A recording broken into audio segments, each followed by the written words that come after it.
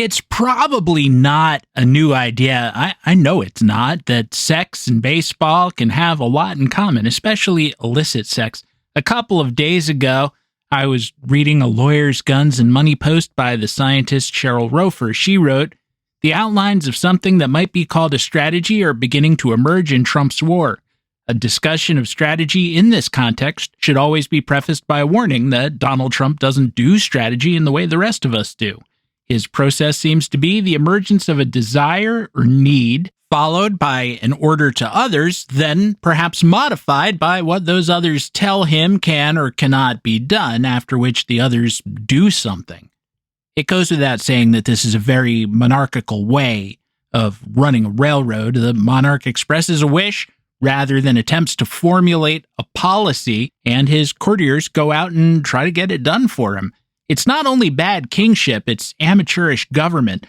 The most famous expression of this was probably the 12th century murder of the Archbishop of Canterbury, Thomas Becket, by servants or knights of England's King Henry II, the guy who was played by Peter O'Toole in a movie virtually every other year. Supposedly, after some basically territorial political disputes between Henry and Thomas, the kind of disputes we still, in a sense, deal with today. Does the church have power over the government, or will the government have power over the church? Henry shouted out in frustration, "Will no one rid me of this turbulent priest?" He didn't say that exactly. It's been paraphrased over the nearly 1,000 years since then. It was probably something closer to, "How is it I'm such a nice guy? I'm good to everyone around me, all of you jerks, and yet all my friends are such ungrateful assholes that they let a guy like Thomas Becket keep pissing me off like this." It was supposed to be a rhetorical question, or at least it was a rhetorical question for purposes of deniability. And with that, 4 knights who understood exactly what he was saying took off for Canterbury, went to hacking with swords, lopped off the top of Beckett's head, and scooped out his brain. You could look it up. As Mel Brooks has often said, in any project in which he could fit it in, it's good to be the king. An expression of that sort of privilege that is much closer to what Brooks meant and demonstrated in History of the World applied to King Louis XV of France, the son of the Sun King and papa of Louis XVI, the dullard who would go to the guillotine. The same folks who brought about his execution soon went to the guillotine as well. It was that kind of affair. The French Revolution was all about extremist factions jockeying for power instead of making useful compromises and forming coalitions. And one by one, they killed each other off and tugged the country back and forth in crazy ways until a dictator took over in the form of Napoleon Bonaparte, who eventually declared himself emperor. Thus, did they finish where they started, except that most of them weren't around to see it. One of my favorite lines from all of history was supposedly said by the lawyer and revolutionary leader Georges Danton, originally the first president of the Committee of Public Safety, which was actually extremely unsafe for anyone who came into contact with it. They were the fun partying guys who were in charge of putting out the death warrants for political undesirables during what is remembered as the Reign of Terror. Later, Danton was sent down by the same body as he was being taken away for what Gilbert and Sullivan called the short, sharp shock from a cheap and chippy chopper on a big black block. He said, and I very lightly paraphrase, "What really ticks me off about this is that I'm going to die just 6 weeks before Robespierre does. That is, the guy who turned on him so he could orchestrate the terror." And Danton was very nearly right. He hit the guillotine, or I should say that, well, the guillotine hit him in April 1794. Robespierre fell and was executed at the end of July. This isn't really on the spine of our story here, but I just want to mention there's a frequently quoted line about Robespierre that was said by a contemporary, the Comte de Mirabeau. "That man will go far. He believes everything he says." That's worth remembering. And Robespierre's body count was in the 6 figures at the very least. The decadent life of Louis XV helped get them all in position to start whacking each other, to sending each other to the short, sharp shock. "After us, the flood," he supposedly said, referring to the Bourbon monarchy, of which he was a part. He was the king of France from 1710 until 1744, and I don't know how much they think about him in France or how they think of him at all, But in America, he's best remembered for his mistress-in-chief, Madame du Barry, who brought us a number of dramatic films about her life, and the Cole Porter musical Du Barry Was a Lady, starring Burt Lahr and Ethel Merman, which included the songs Friendship and Well, Did You Ever? And if you will allow me to quote 2 lines from that song, have you heard Professor Munch ate his wife and divorced his lunch? And also, have you heard It's in the Stars? Next July, we collide with Mars. Both those lines, it seems to me, put them together, they sum up our times just perfectly. Well, did you ever? No, I never did. Madame du Barry did, though. The committee, not appreciating her skills, her bedroom activities, no one appreciates a designated hitter or a courtesan, sent her down for the short, sharp shock as well, despite the future tunefulness that would result from her, well, skillfulness. I don't mean to make her sound like a prostitute. That wasn't pure. She had been one, a high-level one, I mean, but there was more involved in being the mistress-in-chief to the king. You were sort of a shadow wife and counselor, and you had to survive a whole lot of court intrigue, some of which, if you were Madame du Barry or her predecessor, Madame Pompadour, you manufactured yourself. And I'm not being facetious about the mistress-in-chief thing. Louis had official mistresses. It was sort of an appointed position. Now, like more conventional relationships, or relationships that we would recognize in our time, those affairs ran their course or broke up due to some kind of argument or betrayal or those aforementioned court politics, or, like a lot of guys, the king just got bored. One day, Louis asked the Duke of Richelieu, who was an older guy and married, but notorious for the sheer number of female bedroom partners that he entertained, if entertained is the right word. How is it that at 65 you have the same desires, the same ardor that you had at 25? The eternal question. Sire, the Duke replied, I frequently change the object. Novelty produces the desired results.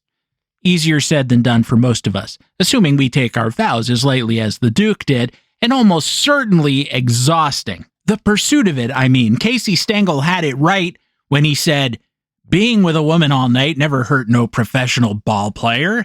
It's staying up all night looking for a woman that does him in. Louis solved this problem in the baseball way. He set up a farm system populated by an ever-changing cast of, quote, this is not my term, this was theirs, little mistresses, objects of lust, but in AAA. He stashed them at a lodge at Versailles, not the big house with the Hall of Mirrors, but a place off to the side. It was called the Park of Stags, or the Deer Park. I prefer Park of Stags, though. It seems much more appropriate in this instance.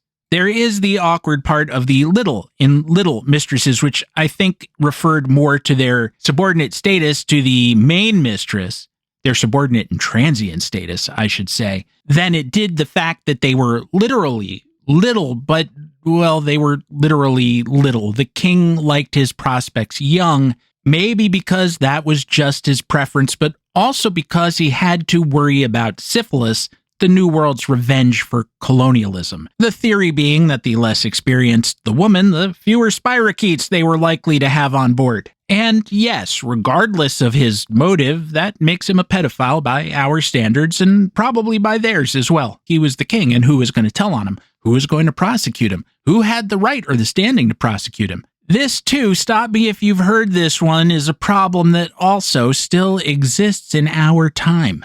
Not inappropriate, immoral, or illegal sexual liaisons, those are eternal, but the question of who's going to stand up and do anything about it, particularly when the malefactors are at the highest levels of society. Given that then as now, people believed in marriage and the family and so on, it definitely, if nothing else, made him a corrupter of young women. Now, how did he acquire these potential rookies of the year?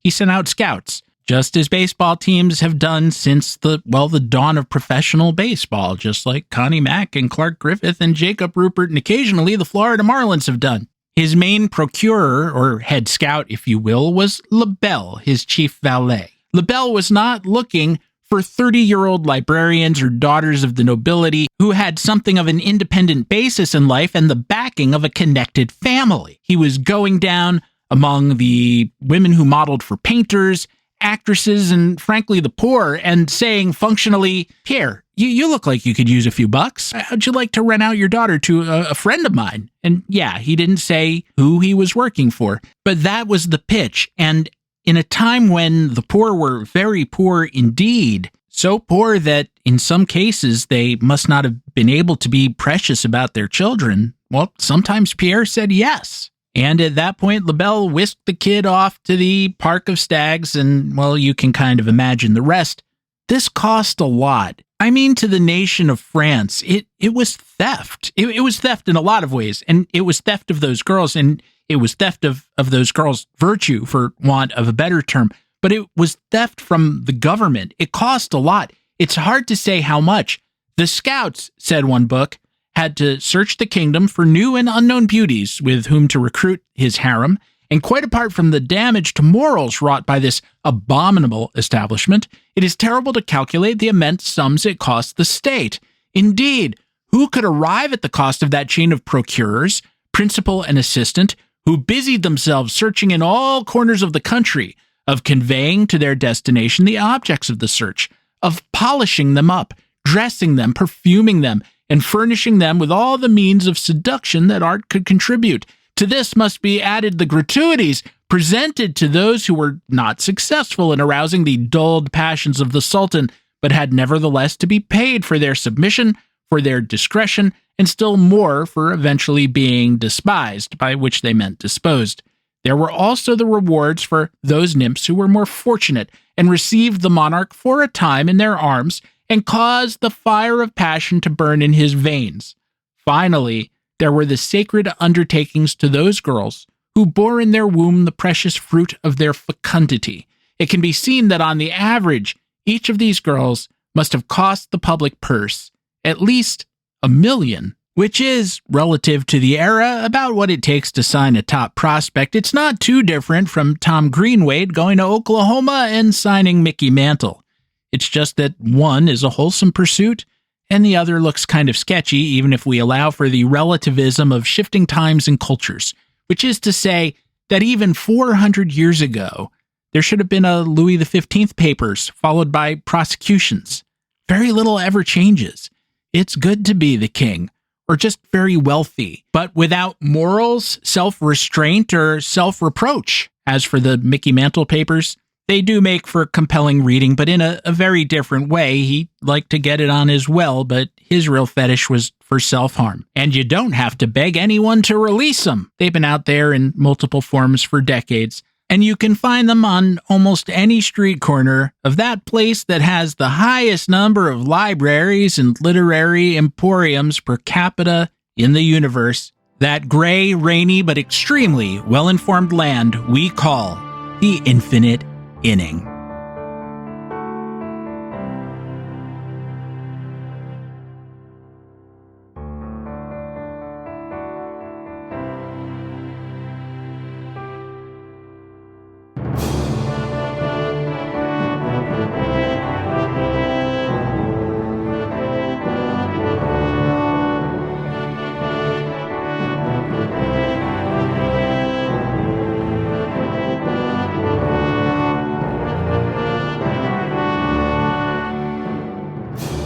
Well, hello there, and welcome back to the show, Infinite Inning number 365, in an ongoing series barreling towards number 400, 35 weeks away, assuming I don't get a vacation in there somewhere. Who am I that dreams of getting away? I am, as ever, your convivial host, Stephen Goldman. Middle name, well, I won't tell you my middle name. I'll let you speculate. The clue I'll give you is that other kids used to make fun of it. I'm not really sure why. What matters is that, as ever, I am your host on this trip to the past to better understand the present, the time machine being, as ever, the game of baseball. I don't know that I'm going to get that vacation in without the help of a time machine because I'm way behind. You ever look at one of your projects and say, well, I'm in good shape. I'm about 3/4 of the way done, and so long as today is yesterday, I should be fine. That's me pretty much every day. Why are you telling us about your problems? Do you think we come here to listen to your problems? I got problems of my own, baby.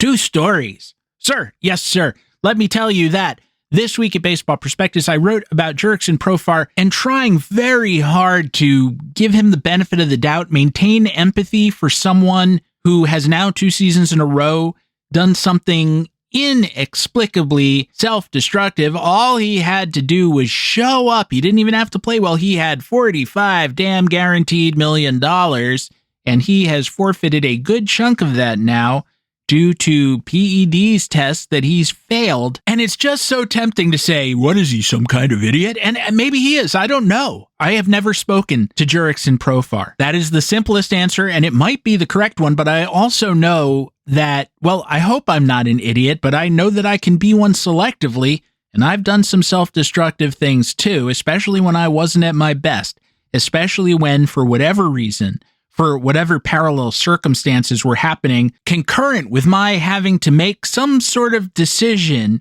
in which the left fork of the road would have been the intelligent one and the right fork was the worst possible choice, and I took the right fork. Maybe I was depressed, maybe I was anxious, maybe I just hadn't had a good night's sleep, maybe I was hangry. And knowing this, and knowing it so well that I am in the very pernicious habit of lying awake at night and reciting a litany of those times that I made the wrong choice to myself as some sort of act of contrition of wearing a hair shirt. If you're a Game of Thrones person, if you've read the book or seen any of the TV series, you know how Arya Stark would sit up at night and instead of saying her prayers before going to sleep, she would recite the list of people she was going to murder in revenge for what had been done to her and her family.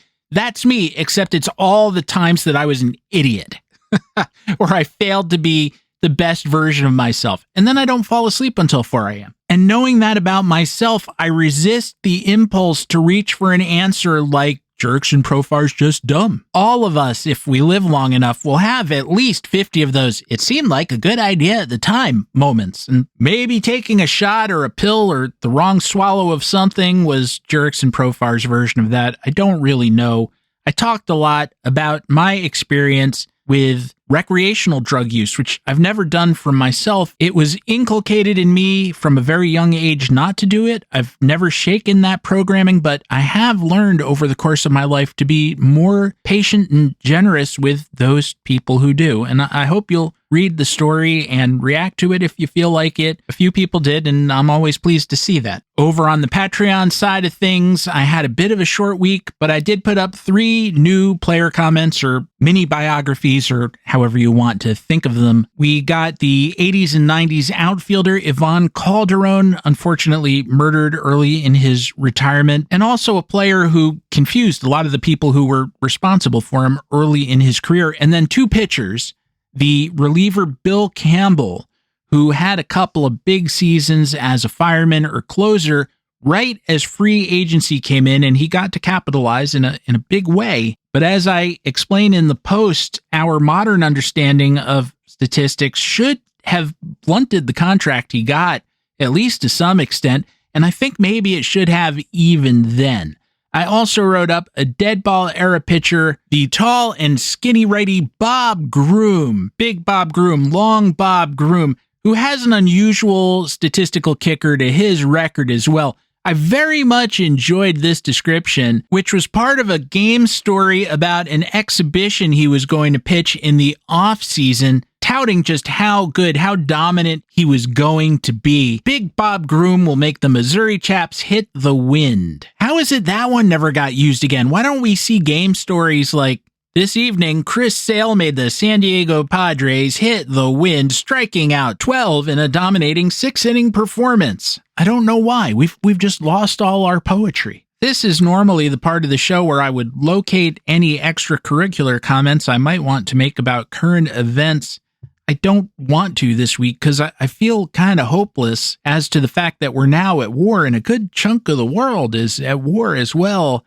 There is no endgame that I can see that doesn't involve boots on the ground in a place where boots on the ground are going to be disastrous. Nothing would surprise me, of course, and since some cosmic force seems to spare our brilliant leader from every consequence of his actions, maybe the defense would just fold. But what Ukraine should teach us, specifically that country's persistence despite the onslaught from Russia, is that the team playing defense, to put it far too lightly, can be outmanned by a lot, but it takes, in modern warfare, given the level of technology, far fewer people to hold a line, if there is a line at all, than there ever has been before. Think back 100 years, more than that now, to the First World War. Like, this lesson was inherent in that conflict. Why were the casualties so high on the Western Front?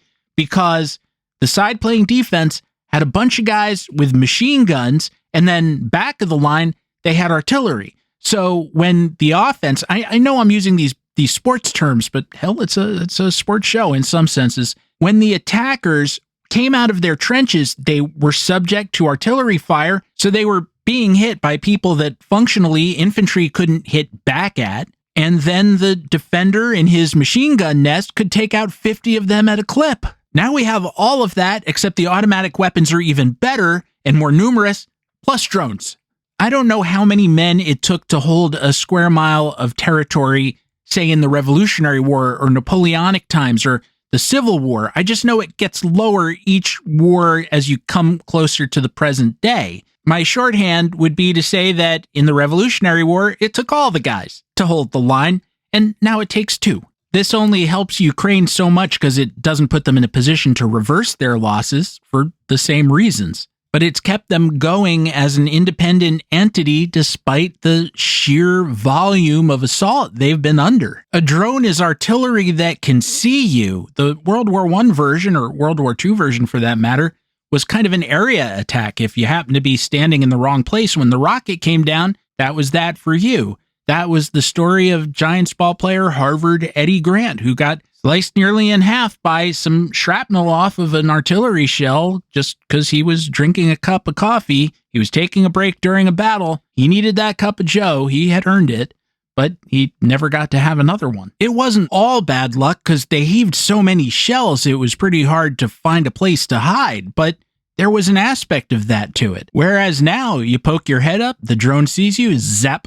Maybe not so much individuals, but if you're moving big units in trucks, say, those guys are going to get spotted. Assuming that Iran can keep up their supply of drones, and I don't know the answer to that as to whether they can or can't, but if they can, I'm not sure why it would be any different in terms of the difficulty level. And I don't know what the solution to that is. One might be overwhelming manpower, which I don't think we're set up to bring just now, without depleting ourselves into other areas and causing a lot of disruption to American society that I frankly don't think anyone's going to want or tolerate, or some of the weapons that our leaders over time, certainly since 1945, have had a moral aversion to using. That is really not a genie we want to bring back out of the bottle. But I do not trust the current leadership not to do that if they find themselves stuck up a tree because they lack moral constraint and common sense and foresight and a lot of,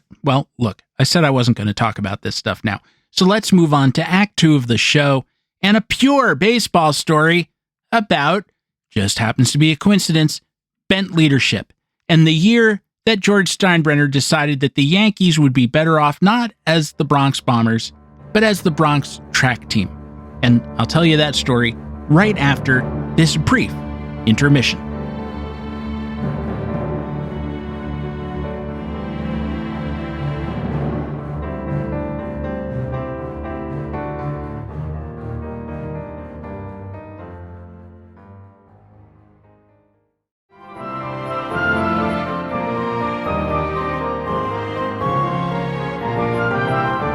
This spring, well, we're not quite there, but this spring training, fans and writers have enjoyed criticizing run-it-back teams like the Phillies and Yankees, clubs that are fielding approximate clones of last year's unsuccessful teams.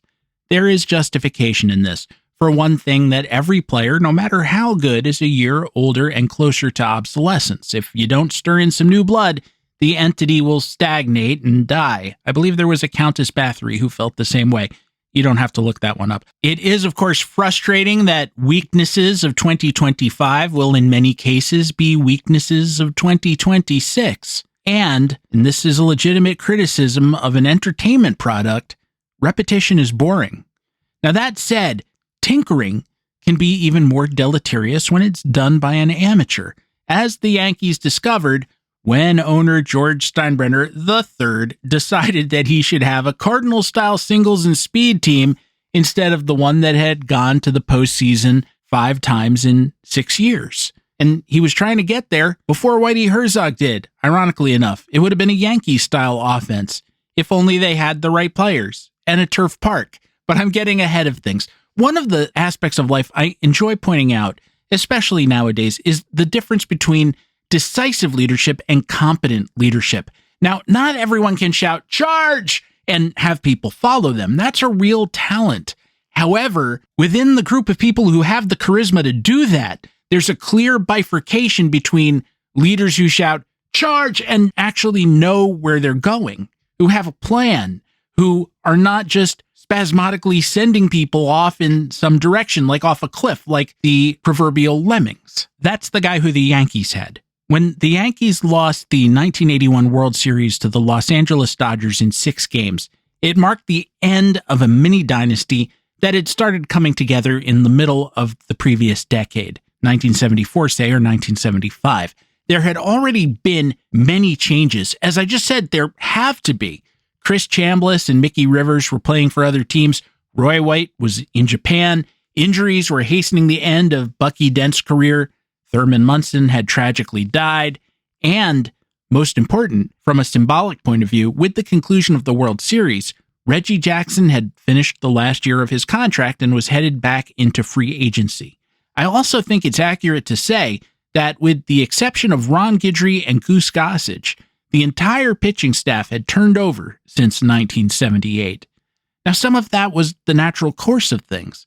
Some of it was Steinbrenner's compulsive buying and selling of players. But after that World Series in particular, in which the Yankees blew a 2-0 lead, something broke in him. Not only was he interfering in managerial decisions during the series, ordering Reggie be benched, making pitching changes, but after the last game, well, first he appeared with a bandaged hand, supposedly because he got into a fistfight with 2 Dodgers fans in an elevator and decked them both. But that same night, he issued an apology for the loss. "I want to sincerely apologize to the people of New York and to the fans of the New York Yankees everywhere for the performance of the Yankee team in the World Series. I also want to assure you that we will be at work immediately to prepare for 1982. The players read that as being thrown under the bus. They were deeply insulted, and they were probably right. Hell, the fans should have been insulted for being talked down to like they were idiot children who couldn't understand that sometimes a ball club, someone has to lose a World Series. They don't end in ties. In that World Series, the Dodgers scored 27 runs to the Yankees 22. It's not like one side blew out the other. Both clubs hit 6 home runs. The Dodgers stole 6 bases in 7 attempts, the Yankees 4 in 5 attempts.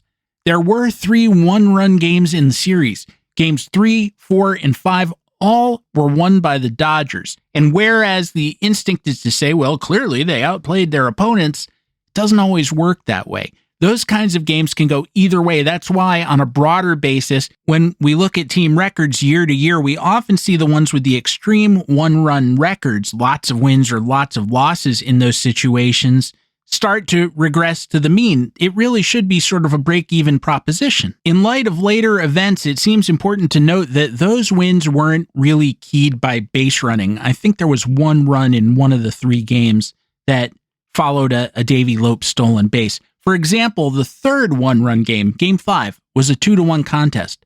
The Dodgers scored both of their runs in the 7th inning when Pedro Guerrero and Steve Yeager hit back-to-back homers off of Ron Guidry. I was watching that as a young feller, and I was gobsmacked.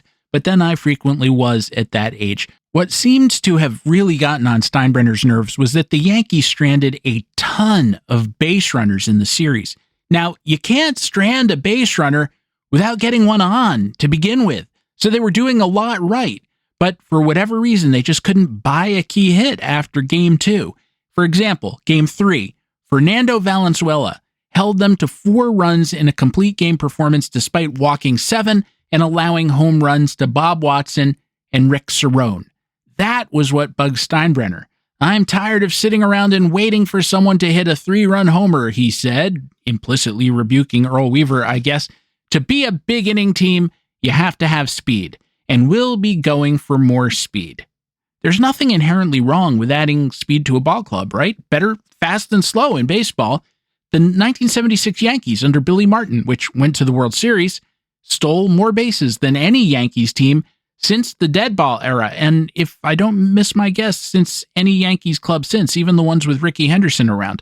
They also finished second in the league in home runs and slugging percentage, second in on-base percentage, and second in batting average. What that says is that, yeah, they could run, but more importantly, they could hit.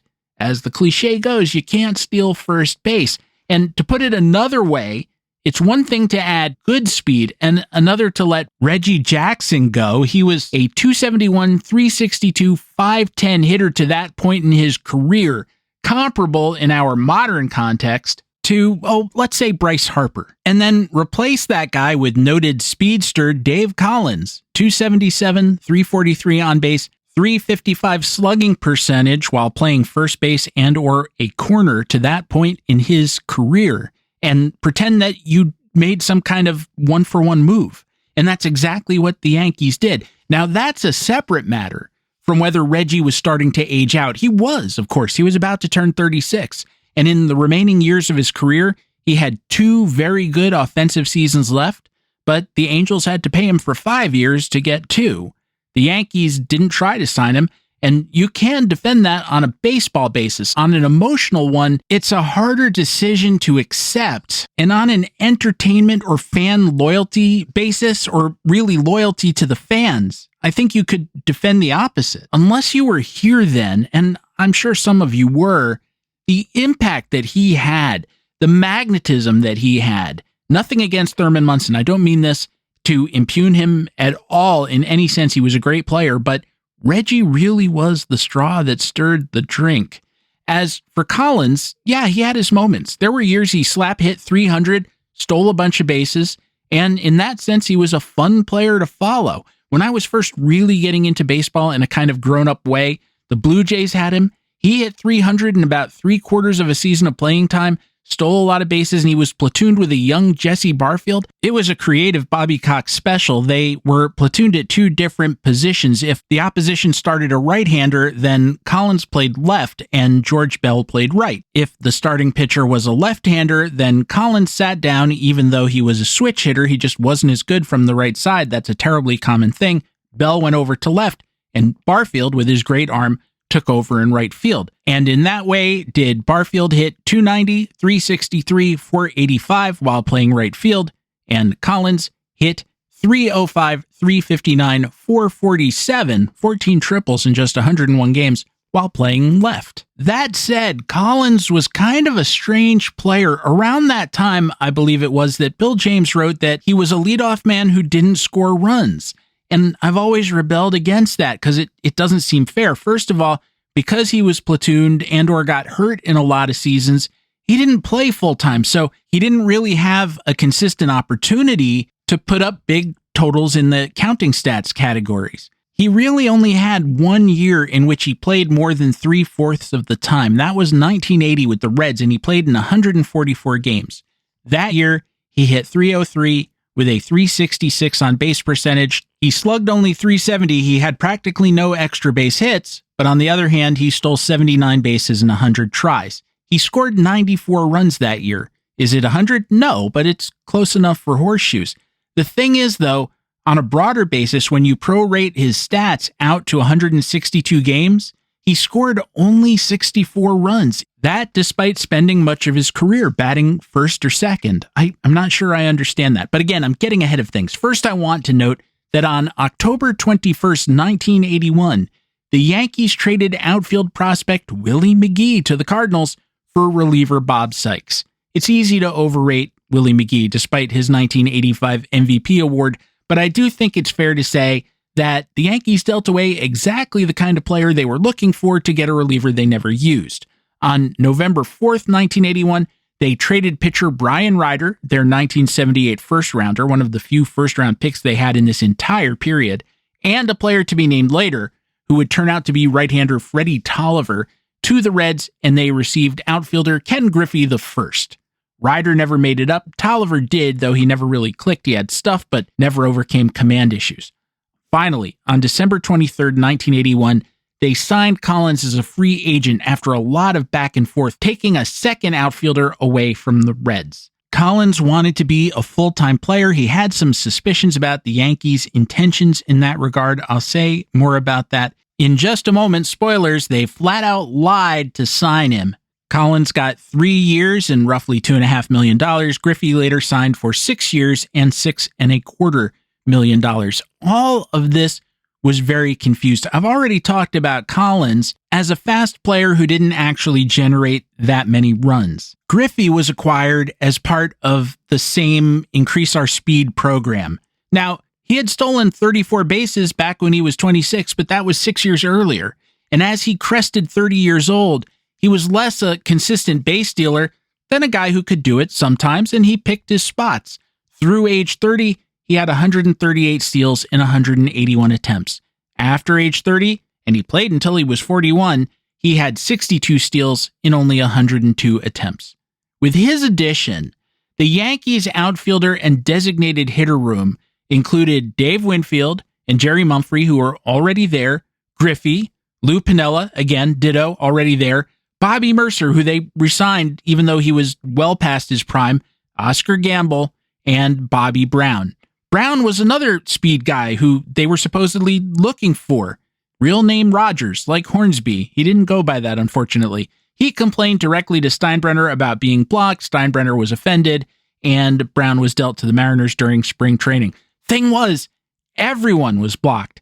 They had 17 outfielders and no first baseman, which meant that Collins, physically undersized for the position even though he had experience there, and a bat that slugged .350 for his career, often found himself playing first base. And I'm sure you don't need me to tell you that in baseball it's very tough to win when your first baseman slugs .350, when he hits 1 or 2 home runs a year. Even then, Bob Lemon, who opened the season as the manager, didn't really know where to play him. Who are you going to bench out of the group I just mentioned to play that bat? Winnie? No.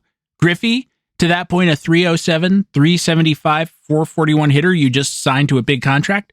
No. Collins wasn't a center fielder, so you weren't going to bench Mumphrey.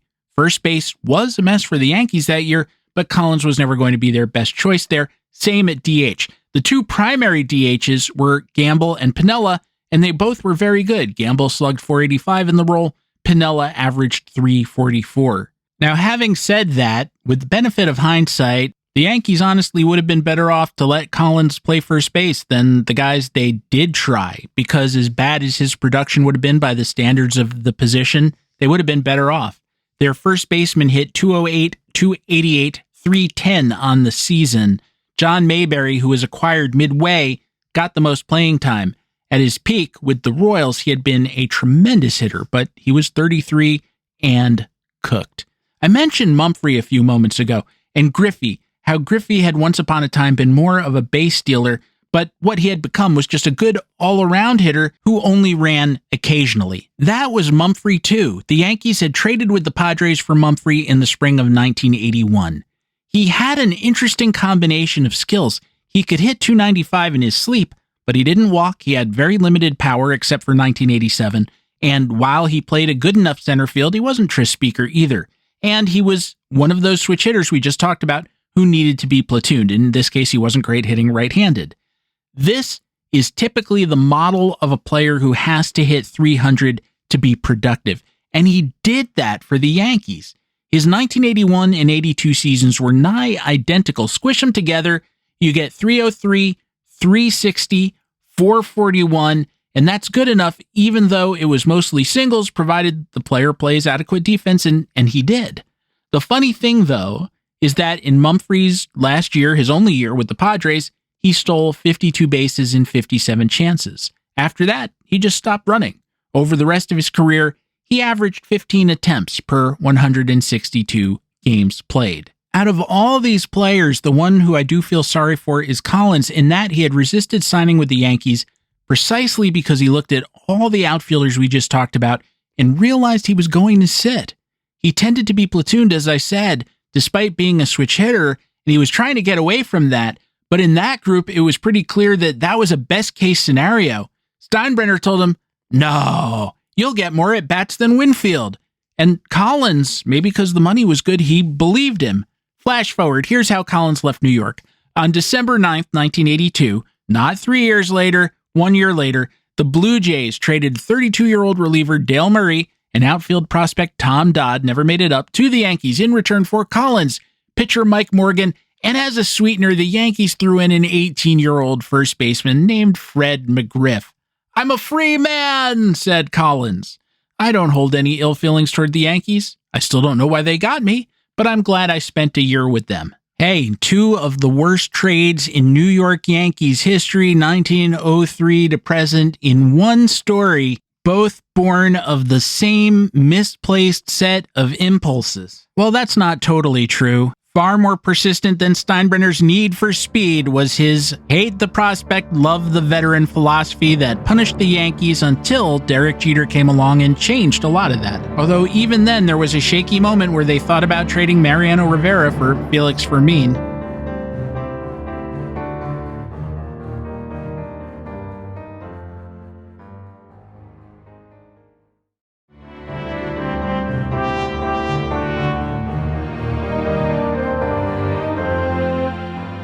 Steinbrenner forced his veteran Yankees team to come to spring training 2 weeks early, handed them blue tracksuits, I ain't kidding, and started running drills. "Would all half-milers report on the outside of the stadium?" Ron Guidry announced.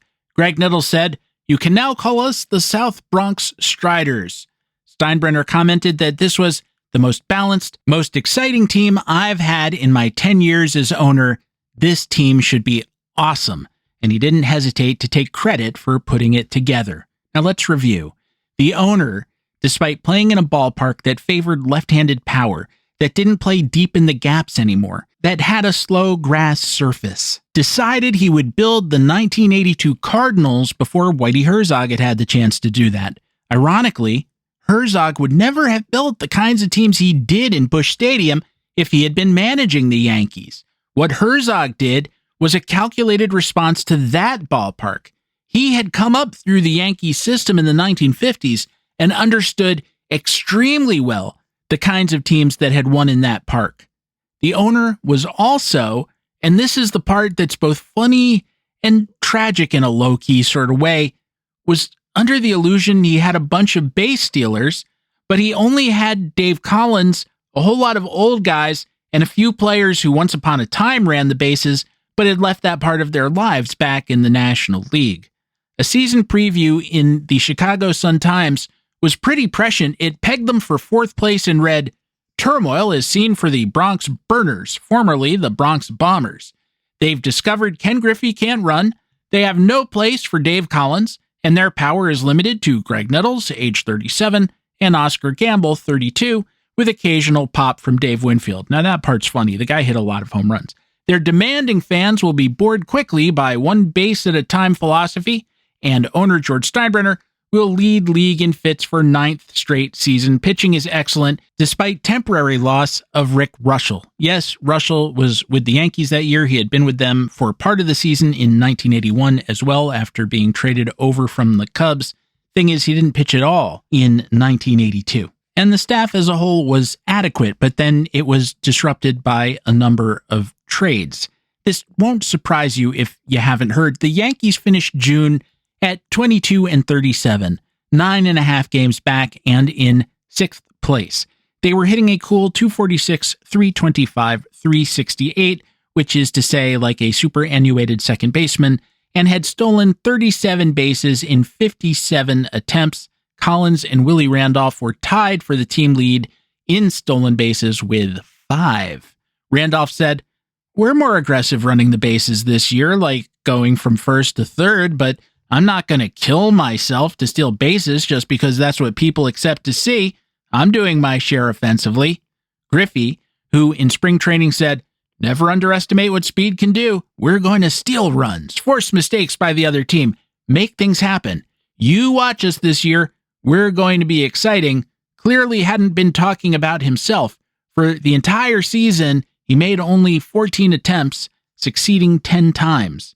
He didn't hit terribly well either. At 277, 329, 407. It was one of the worst showings of his long career.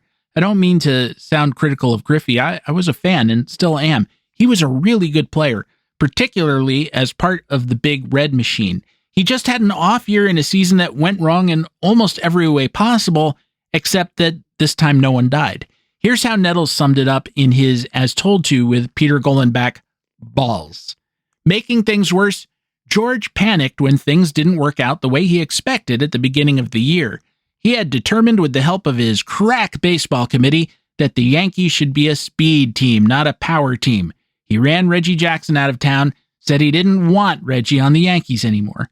And then, when we didn't run, didn't steal bases, didn't play aggressively, he quickly dumped his original concept and he began selling players, buying players, firing managers, firing ushers, making changes, screaming and yelling and screaming. Even if you had a scorecard, you couldn't keep everything straight. In the end, there would be 3 managers, 3 hitting coaches, and 5 pitching coaches. But it wasn't the coaches. It was the design. I won't break down every panic trade that Steinbrenner made to fix things or to attempt to fix things, but briefly, he traded out setup man Ron Davis and a shortstop prospect named Greg Gagne, who would have been exactly what the team needed in about a year or two, in return for shortstop Roy Smalley, who could hit but not bend over. You need to be able to bend over to pick up ground balls. It's kind of required at shortstop. I don't know if you've ever noticed that. Now, that trade was with the Twins. A second deal with them rolled in catcher Butch Weiniger. They traded Dent for Lee Mazzilli. They dealt Tommy John to the Angels for reasons and got back Dennis Rasmussen, who they actually traded away less than a year later, then traded to get him back, and it was just a whole thing. The Yankees finished at 79 and 83, 16 games behind the AL East winning Milwaukee Brewers. Despite Steinbrenner's master plan, despite all the players coming and going, the 1981 Yankees were an old team with a subpar but not terrible offense. The 1982 Yankees were also an old team with a subpar but not terrible offense. They were mostly still a kind of stationary one. They were almost a 500 team after the All-Star break for the simple reason that in the second half they cut down the stolen base attempts even more and went back to hitting home runs. They'd be better in years to come, but this team and Steinbrenner's weird ideas about what it should be were a big reason it would be 14 years between postseason appearances for the Yankees. In retrospect, the highlight of the season came early on April 27th. That night, the Yankees were hosting the Angels in the Bronx. It was the visitors who were bound for the playoffs, not the home team, as hard as that is to believe, thinking of today's Angels. The matchup was Ron Guidry versus a left-handed rookie from Mexico named Angel Moreno. He did not turn out to be Anaheim's answer to Fernando Mania, alas, but on this particular evening, he was good enough to hold the Yankees to 1 run in 7 innings in a game that ended at that point due to rain. The Yankees were trailing 2-1 when Reggie led off the top of the 7th against Guidry. You already know what happened next. Number 44, swinging on the first pitch, hit a hanging Guidry slider off the facade of the upper deck in right field. It was launched. The fans gave him a standing ovation, insisted on a curtain call, and then the chant started.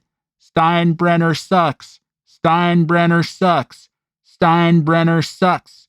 George was offended, but that's the American way, or it used to be. When the emperor has no clothes or no base stealers, we say so. Well, we said so. And, you know, we didn't have emperors then either. We have come to the end of another episode, and if I may ask you a favor, as we head into a new season here, please, if you like the show, if you've enjoyed these discussions, please tell a friend. As I said earlier, baseball teams run on new blood. Well, so do podcasts. Should you wish to run over to social media and follow me, you can do so at stephengoldman.bsky.social. And you can write us, by which I mean me, at infiniteinning@gmail.com.